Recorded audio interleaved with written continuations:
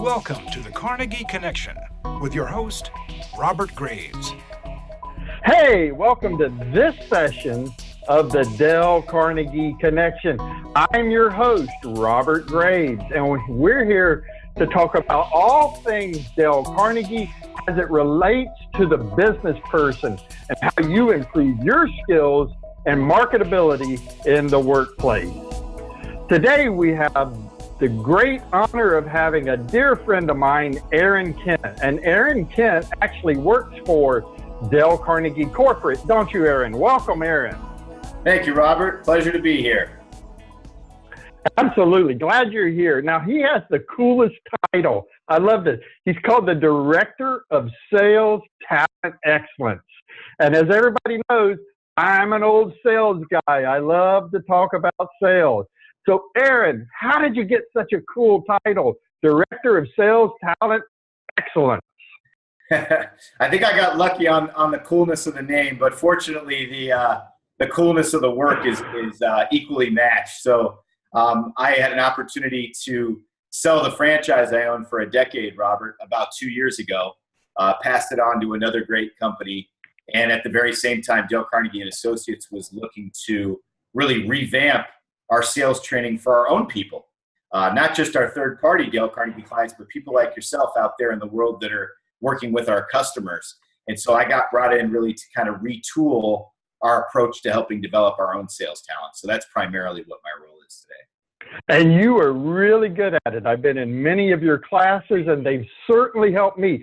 Matter of fact, that kind of leads into our Dale Carnegie principle of the day, taken from our Dale Carnegie Golden Book.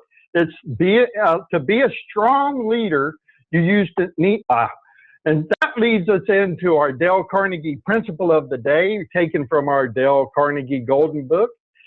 To be a strong leader, Dale Carnegie recommends principle number 28, give the other person a fine reputation to live up to. Erin, I know you're all about giving people a fine reputation to live up to. I've seen you do it many times with many people in your trainings. How have you done it lately? A good question. And I think that principle is so vital for human nature, because most of us don't show up to do anything work-wise to do a bad job, right? We show up to do the very best. It may not be that other people perceive that always, but we don't come in showing up to screw up, right? So oftentimes if we give other people the belief that we believe in them, that we believe in their capabilities, they're highly motivated to want to live up to that reputation. So it's very, very influential. It's almost a self-fulfilling prophecy at play there. I had an opportunity to use that principle just today, in fact. We're working on a major new rollout of a new product for our Dale Carnegie salespeople, and I'm at the stage now where I'm sharing it with some subject matter experts. So this individual that I was sharing it with today to get his feedback, I basically started with a fine reputation and spoke to how analytical I had seen him be in other situations where he had looked at something new and he was able to pick out details or questions or possibly even holes in the idea that everyone else was missing. So I asked him to use that ability as I showed him the new concept that we're coming out with today. And wouldn't you know it, he was beautiful. He caught 2 or 3 things that every other person I've shown this to, which is now 50 plus people, completely missed. So it's knowing a person's skill set, telling them that they have it, telling them you believe that they'll use it, and usually they will. Hey, that sounds a lot like the strength-centered comment that Dale Carnegie teaches in several of its classes. Like, I know I teach it over in the sales class, and I've seen it in leadership training for managers, and I believe we even teach it in the Dale Carnegie course itself, don't we? So what's the principle, what's the concept behind a strength-centered comment? How does that work, Erin? Sure. That's similar to the fine reputation to live up to. It's strength-centered comment means we actually have to observe the person. Like Yogi Berra said, you can observe a lot by watching, right? So we observe the person and we want to pick out something we see them doing well. So what is this person doing right? And it could be a simple thing or it could be a significant thing. The key in both of those instances is we note it and we tell the person about it. But we don't just say, hey, you're good at that. Instead, we say, I noticed this about you. You're X, Y, or Z. And I admire that about you. Here's the reason I say that. And then we give them some evidence, right? We tell them what we observed by watching so that they don't perceive it as an off-the-cuff remark or we're trying to get something over on them. Rather, they see it as what it really is, which is genuine praise. And many times, if we give a strength and back it up with evidence, it can't be perceived as anything but genuine praise. Hey, you owned a Dale Carnegie franchise out on the West Coast for a long, long time, didn't you? I did. And at that franchise, I bet you had lots of opportunities to give people a fine reputation to live up to. How did that help your salespeople when you told them how they had a good reputation and they could use it out in the industry? How does that help your salespeople? I think it definitely breeds a layer of confidence that they may not have otherwise. They might know they have that ability, but once it's recognized by somebody else, aside from themselves, oftentimes it becomes a lot more real and authentic to them.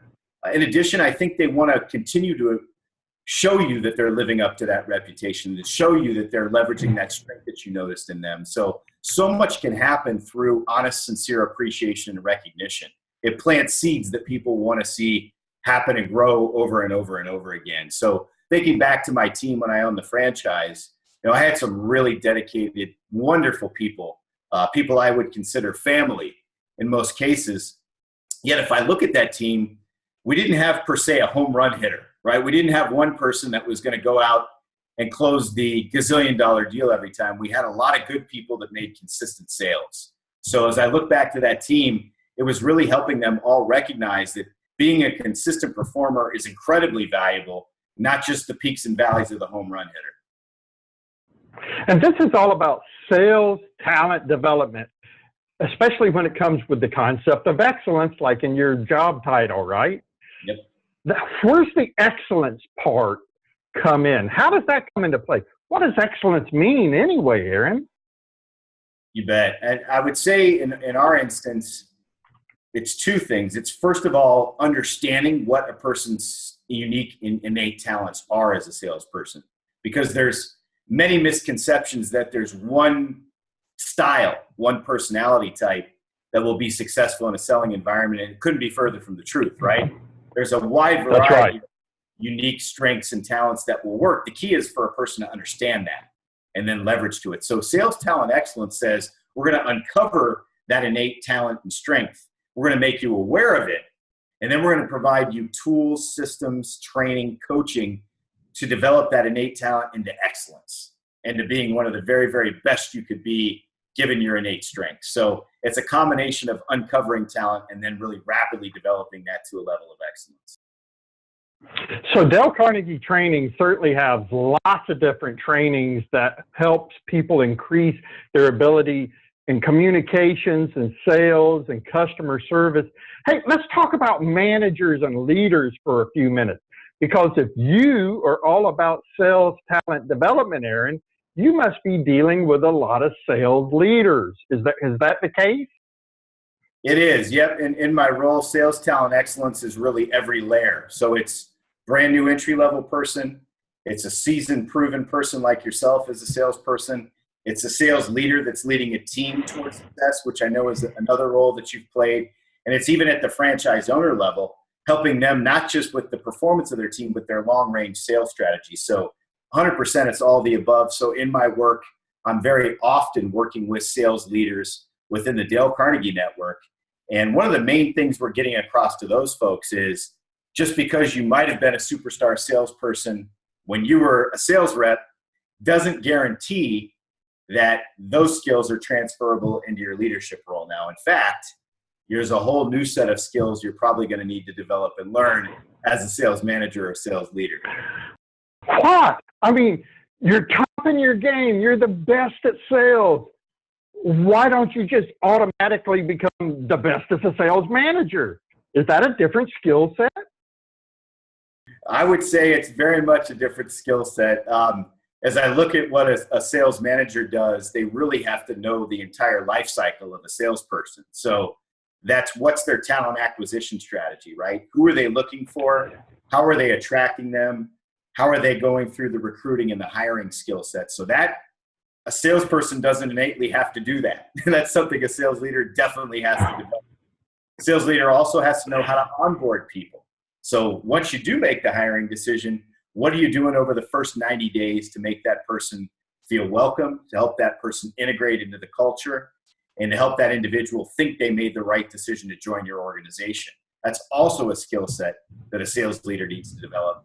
Then you go further downstream, there's a whole set of skills around coaching salespeople, which doesn't necessarily correlate to a selling skill. And finally, there's performance management, appraisals, things of that nature. Again, doesn't happen too often in a sales role. So right there, we've just hit on 4 things that if you threw somebody at a sales management job that was a great salesperson and you don't give them that training, they're, up the creek without a paddle to some extent. So we must recognize if we're moving a person in that role, there's a new set of skills we need to help them develop to be good at it. Wow, it sounds like there's more than just one kind of leadership training that a sales leader needs. They need a certain skill set to help people to sell more, and then they need a secondary skill set so that they can manage that sales team. Those aren't the same things, are they? They're really not. They can draw upon their experience as a sales rep for credibility with their team, but that's about it. Joint selling opportunity, yeah, we can use it there as well, but day-to-day, what made you great in that role is only going to give you credibility in this new role. So very much, you're 100% on point. There's 2 different things at play. There's my selling skills, which I'm going to help my team learn and leverage, and there's also my leadership and management skills, which is a whole different ballgame. I need to have both. So if you have both of these skills, now you become a really talented leader. And you're able to do like principle number 28, give that other person a fine reputation to live up to. And we know salespeople of all people need a good reputation. They need to understand that they're ethical, moral, they're doing the right thing, they're helping their clients. They're all about building a customer relationship, aren't they? Absolutely. Well said. Hey, now sales, that's simple. You just go out and you convince somebody that they really need what you're selling, right? It's really easy. You just go force them to buy what you're selling. Isn't that the game? No, not at all, is it? No, unfortunately. It's not about, what is sales like now? Maybe that's the way it used to be, I don't know, 50, 100 years ago, but we're now. And how does sales happen now, Erin? Yeah, in today's world, you really have to create an environment where the client wants to buy from you. It's really not about selling them anything. It's making them eager to buy. And so what really drives that is a multitude of things. But I think at the core of it is we have to give that other person or team of people making a buying decision the belief that we're very vested in their success. And we have to really believe that ourselves, because we could have the best solution in the world for a customer, but if they don't believe we're really in it for them, if they don't trust us, if they don't really ultimately think we're in it for their success, they'll probably go with somebody else. In addition to that, we have to be fit culturally with that company. So how do we uncover that? How do we demonstrate that? And then finally, we have to know ultimately what they're striving for and be able to get them there. So you think about all those things that play there. There's a whole lot of comprehension and development that needs to go into being good at that. And so in today's world, we have to really know a lot of things to make a successful sale happen, where, yeah, maybe 50, 70, 100 years ago, we knew the most about it. We could shove somebody into making a decision on it. It doesn't work that way today. Not at all, doesn't it? Matter of fact, what Dale Carnegie teaches now is really encapsulated in the title of our new and latest version of the sales program. What's that title of this sales program? Do you happen to remember it? I do. Our product for our clients is called Winning with Relationship Selling, with the key emphasis. Oh, relationships, really? Relationships? You mean like building camaraderie with our clients? That's Absolutely. A crazy concept. How do you do that, Erin? I think it's 2 things. One, it's being able to connect with the person on a human level. Not like we need to be best friends with them, but we need to have the ability to establish a trust and a rapport on a personal level. I think it goes even beyond that today, though. A big part of helping them trust us, respect us, work with us is demonstrating that we really can do what we're saying we're going to do. So have we done it for somebody in the past? Can we prove that? You know, all those variables are going to go into whether or not that person sees us as the right resource for them. So you've got a salesperson. They're in the field. They're doing their job. They're building rapport. They're connecting with clients. They're creating solutions with them. They're collaborating with them. They're confirming their appointments. They're making their meetings, and they're gaining commitments. Is that all part of the customer relationship cycle? Yeah, it really would sound like it to me. That's to me sounds like a regimented sales cycle, but it's taking the client into consideration every step of the way. One of the most common mistakes I see salespeople make, and that's Dale Carnegie salespeople and many third-party clients I've worked with, is, you know, we make the assumption that our selling process is driving the decision-making. The reality is the client's buying journey is what's driving the decision-making. Our job is to calibrate and meet them accordingly. And we're just jumping on board that train, aren't we? Exactly. They're determined to buy something, and we're just getting on with them. And we build that strong relationship with them. It increases our chances to do what? What happens if we build a strong relationship? You know, we've got a much better chance at winning that deal. At the end of the day, we still have to have a viable solution that's credible. But let's assume we have that. The client is generally always going to go with the person they trust more and respect more. I thought it was just budget. I mean, isn't that the only thing? It's price, get the price low, lower, discount that thing, give it away, sell it below cost. It's not just about the money.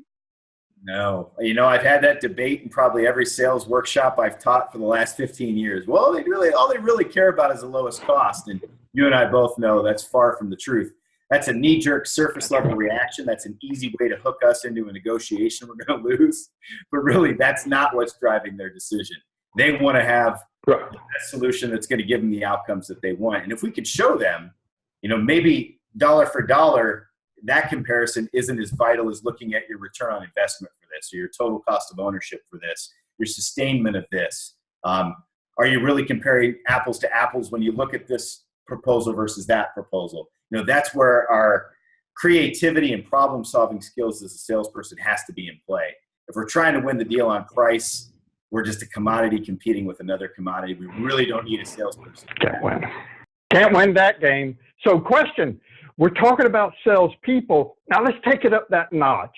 Let's talk about their leaders and talk about sales talent development. How do the leaders encourage their people to get out there and sell and quit selling on price to actually sell on value? What do they do? What's a sales talent leader supposed to do? You bet. I think a couple things they can do. A very straightforward way would be to provide your team training around that skill set. If they've not been provided viable sales training or coaching on how to position solutions separate from price, they're kind of out there with a gun with no bullets in it. You know, so that's a skill set that we have to impart to them somehow, whether that's internal training or using a third-party vendor like Dale Carnegie to support you in that. We need to provide them the appropriate training and coaching to know what solution selling really is. In addition to that, it's a level further. It's providing them the training up front, but it's also providing them ongoing coaching as a sales leader, so that we're not just looking at the surface level skill, but we're looking inside of deals that they're working on. You know, what's happening in that conversation of that deal in your pipeline, and really match up where they need to take the conversation, match up the direction that opportunity needs to move in. So that'd be the second variable. So it's training and coaching, one, pipeline management, two, and I would say probably the third variable of that is we've got to highlight successes our company's having where we are doing this. So which sales team member, or me as the sales manager, if I'm a player coach type, you know, what's a recent example of where we did win a deal and it wasn't our price?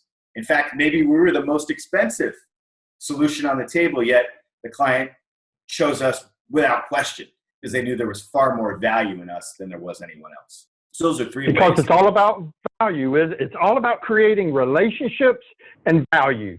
Those two things are the things that drive sales. All salespeople need to understand that, don't they? You know, you've been doing this a long time, and now you're training the internal people in Dale Carnegie to go out and be strong, relationship-driven salespeople. How are you doing that nowadays? Because you're doing it globally. Yeah, it's been really exciting, Robert. You know, I spent the majority of my career in Dale Carnegie working within a franchise territory, like many of us do. So I knew Dale Carnegie and the Los Angeles area like the back of my hand.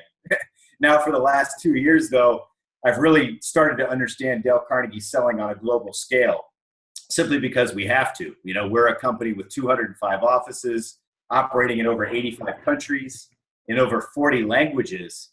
So to be able to scale the development of our people, we really can't do that face-to-face as much as we'd like to. It'd take us a while to fly to all 205 offices and train everybody. So in the live online environment, what we've been able to do is take really a blended learning approach. So what that looks like is our participants are easily able to register and enroll for our program online. Then they join the program, and everything is housed within a learning management system. So they log in to that system, everything is there. And that's their manual, their links to log into the sessions, their message boards, everything in between. So that's in one place, and it's not even physically there. It's on their computer, you know, and it's up in the cloud on the internet. Above and beyond that, we're able to take the learning solution and take something that would be knowledge related, so it's just foundational information. Today we provide that usually in on-demand video. So they need to know this before they can go to the session, yet we're not burning live time together acquiring that knowledge. They can go and hit play on that video whenever the time is available for them prior to that session. And then you look at the live sessions themselves, that's really where the magic happens, because in today's technology, we're able to recreate in very many ways a live in-person experience. So a person that comes into a live online Dale Carnegie training environment, you know, we're interacting in a multitude of ways. We've got the chat window where there's a conversation going on. We have the live audio where all participants are getting involved at some point. We have the ability to take them to breakout rooms where they can practice with one another. We have the ability to have them raise their hand, give us a thumbs up, a thumbs down on something. We've got the ability for everyone in the room to go and whiteboard on a topic, which try to do that in a live session. You can't, right? We can't all go up to the whiteboard and draw on it face to face, but online we can. So we've got these this really sophisticated technology today where we bring it all together and allow us to train people all over the world.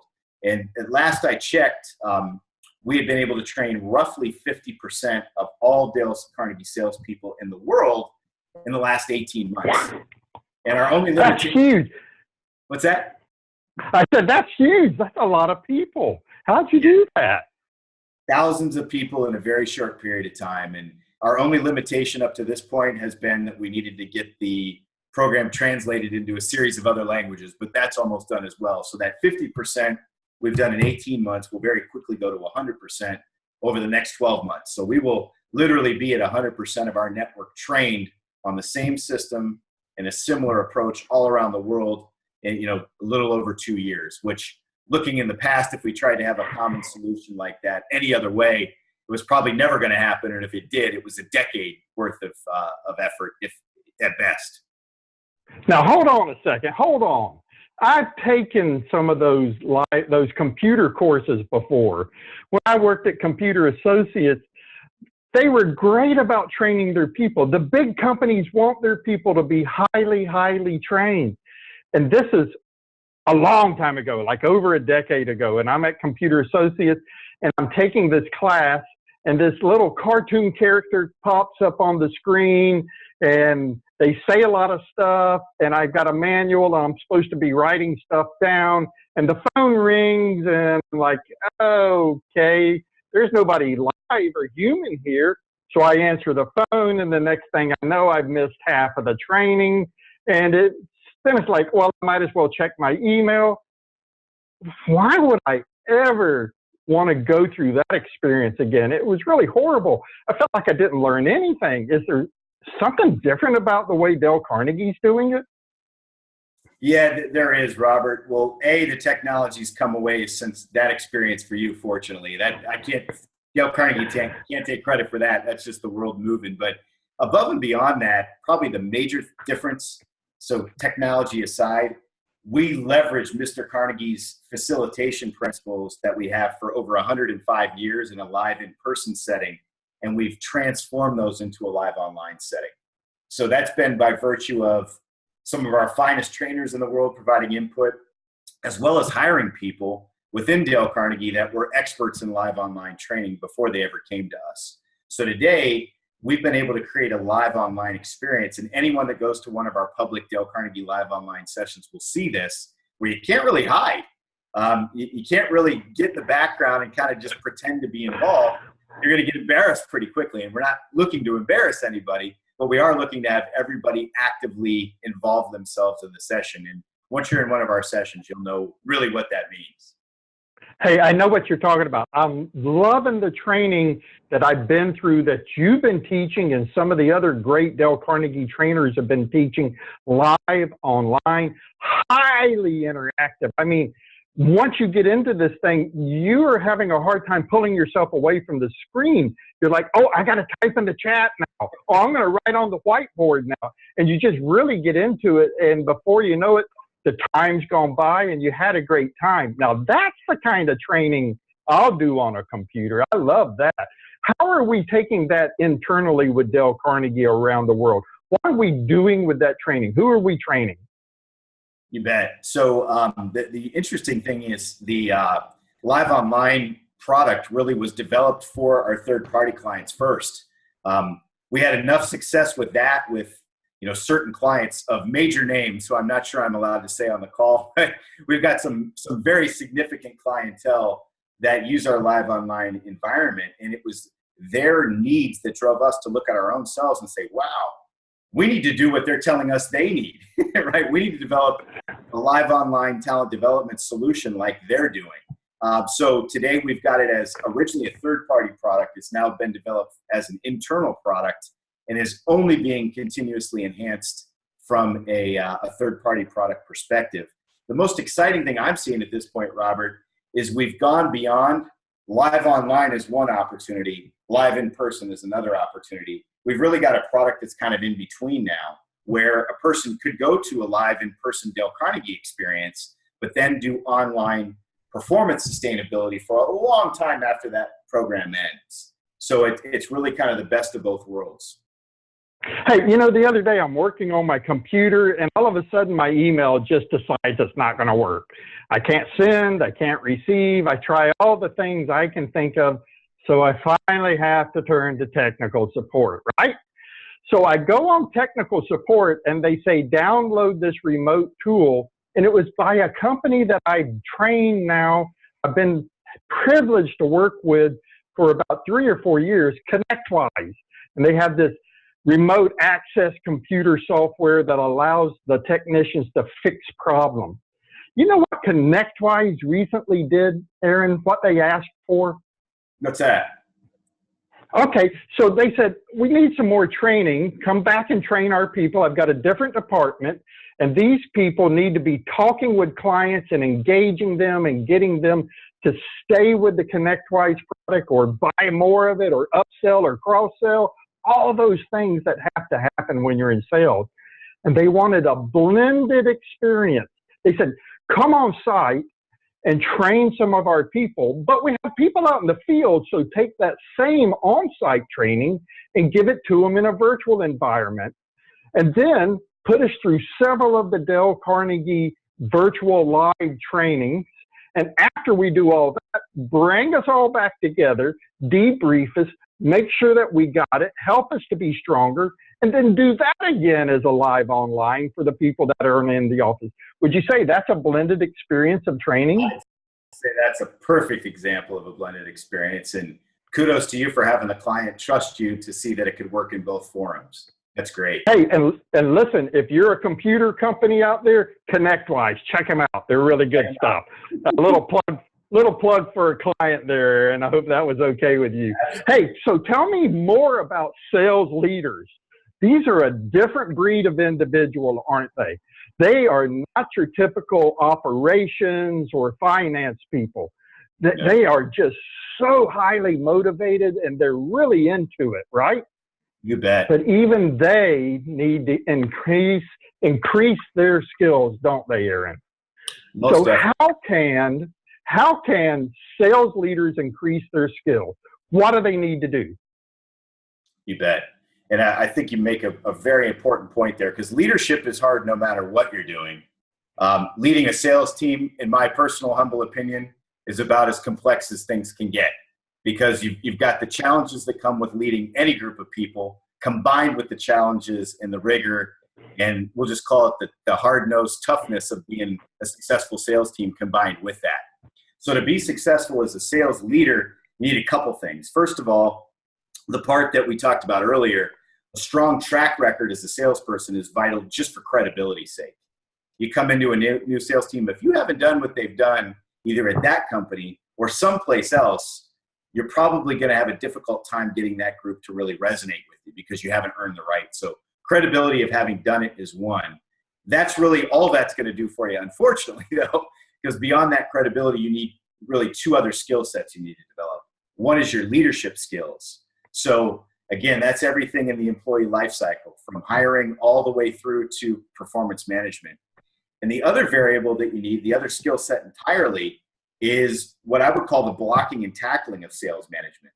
What's forecasting all about? What's sales planning look like? And then how do I manage all that in a pipeline where I can get a true read of where we are now versus where we need to be relative to the goal? So you think about all three of those things: credibility of having done it before, leadership skills for the entire employee life cycle, and blocking and tackling of sales management. To be an effective sales leader, you're a jack of many trades and really a master of all three as well. Hey, over your long and lustrous career with Dale Carnegie, like over 15 years, I heard the other day that you were hitting revenue numbers that you sold over $20 million worth of training products in your career. Is that true? That is. That was up through year 13 before I sold the franchise. So if you add up my own personal production and that of the teams that I led, we were roughly 20 million. And folks, that's in a world of, we'll call it $1,800 units. So that's 1,800 times a lot to get to that number. Isn't it so? Hey, this is Robert Graves, your host with the Carnegie Connection, where we're all about Dale Carnegie and all the things that help you increase your skills and marketability in the workplace. Today, we have our honored guest, Erin Kent. He works for Dale Carnegie Corporate. He's the Director of Sales of Talent Excellence, and we're really glad to have you here with us today, Erin. Let's continue that conversation about how do we increase sales talent within an organization. Now, a couple of years ago, Dale Carnegie did a survey on employee engagement, and we found there were at least three things that drove engagement. There had to be a strong pride in the organization, a real belief in senior leadership, but there was a third component to that. Do you remember what that was all about, Erin? I do. The third piece, Robert, was the relationship that exists between the employee and their most immediate supervisor or manager, to whoever ultimately that person reports to. Of all our drivers for engagement, the one that stood out the most, that had the most impact, was that manager to employee relationship. So if we extrapolate that to a sales setting, that says the relationship a sales leader has with their sales team member is the greatest implication on the retention of that sales team member. And that's vital to the company from a current revenue generation standpoint. It's also vital based on the investment we made to hire that person. So the implications of keeping somebody are very positive. The implications of losing somebody are very, very negative. Therefore, that third variable is just as critical for sales managers and their people as it is for any manager for that matter. Yeah, absolutely. There's no doubt in my mind about that. So sales leaders make or break an organization. Whether they get that job done and get their sales team out there and doing the things necessary to get sales going or not. Right. So Would you say that Dale Carnegie really understands what drives sales leaders and is able to help them and maybe be trained in a virtual environment? What would that look like? Sure. Yeah, we've got a lot of opportunities for sales leaders to support them. We've got what I would say is something we've been doing for many, many years, and that is our Leadership Training for Managers program. And that is primarily taught in a live in-person setting. It's also a variation of it is available in live online. And then over and above that, we have a series of sales management programs that a sales leader could involve themselves in the live online environment. So the beauty there is you have the option to do it live in person or live online, to do a highly comprehensive program that's many sessions, or if you need some individual skill sets worked on, you could sample the individual live online product. So really comes down to, does the person have the commitment for their own development as a sales leader? If the answer is yes, there's a variety of ways we can help them. And the beauty is they reach out to a consultant like you, and you can help direct them to the most appropriate solution, which the best part for them is they got a lot of options there that'll fit their own unique schedule and situation. Hey, that's the fun part, for those strong connections with my clients out there and building really trustworthy relationship.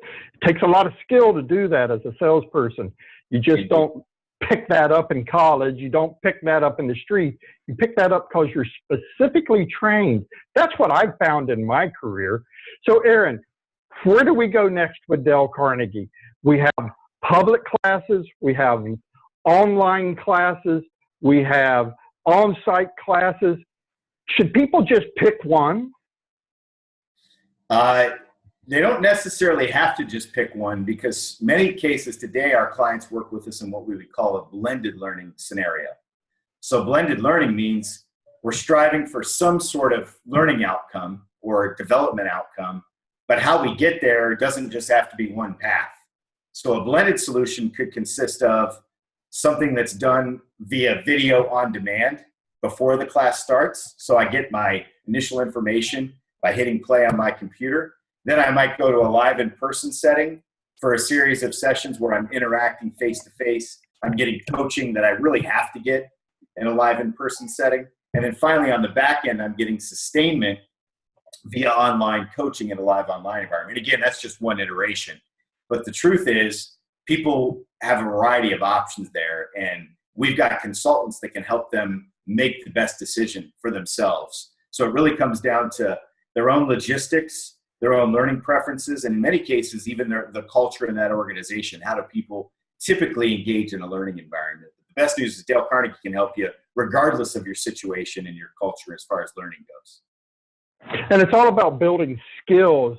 So like your title, Sales, Talent, Excellence, it's about building the excellent skills necessary to be stronger. So let's name a few of those. You know, we're lucky to have with us our guest, Erin Kent, with Dale Carnegie Training. He works in corporate.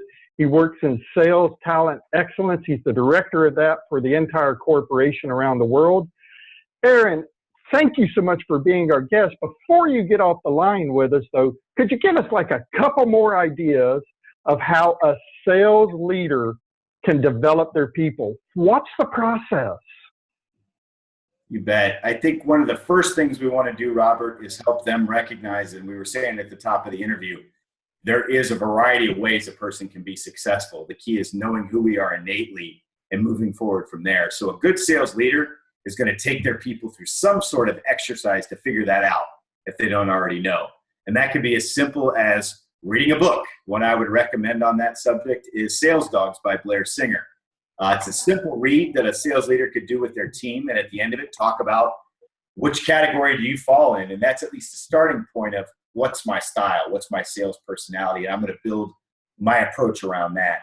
Maybe a deeper or more sophisticated way we could go about that same effort is to do some kind of assessment. And Dale Carnegie has a wide variety of assessment tools where we can really benchmark what a salesperson needs to be good at to be successful in a given sales role. So it's beyond just reading a book. We can really measure what are their innate talents. And so now the person knows this and the sales leader knows this. And so the strategic planning they can do for that person's approach to the market is going to be much more targeted. You know, we won't have a person that's a relationship-oriented individual out knocking on doors and cold calling. Much in the same way we wouldn't necessarily have a person that loves to go out and close the new account, farming our largest customer, right? Trying to cultivate more business with our biggest account. That's just a very rudimentary, simple example, but you get the idea, right? If we have the person aligned with what they do best, and we help them conclude that, we both agree on it, we've got a lot more confidence moving forward to support the development of that person. Thank you so much, Erin. That was wonderful. And I love Blair Singer's book on sales dogs. I find myself to often be a retriever, and sometimes I'm a little bit of a chihuahua. If you don't know what I'm talking about, guys, check out Blair's book. Excellent read. And so, Erin, we were fortunate to have you with us today. Thank you for all that you brought to the team that's out there in the audience. We're talking about sales skills development for the person, for the sales leader, for the organization. Thank you so much for being a part of our group today. We appreciate it. Robert, I had a lot of fun. Thank you so much. Absolutely. This is Robert Graves with the Carnegie Connection, where we're all about Dale Carnegie and developing your skills to increase your marketability in the marketplace. Thanks so much for being with us today. Thank you. Take care, everybody. Bye now.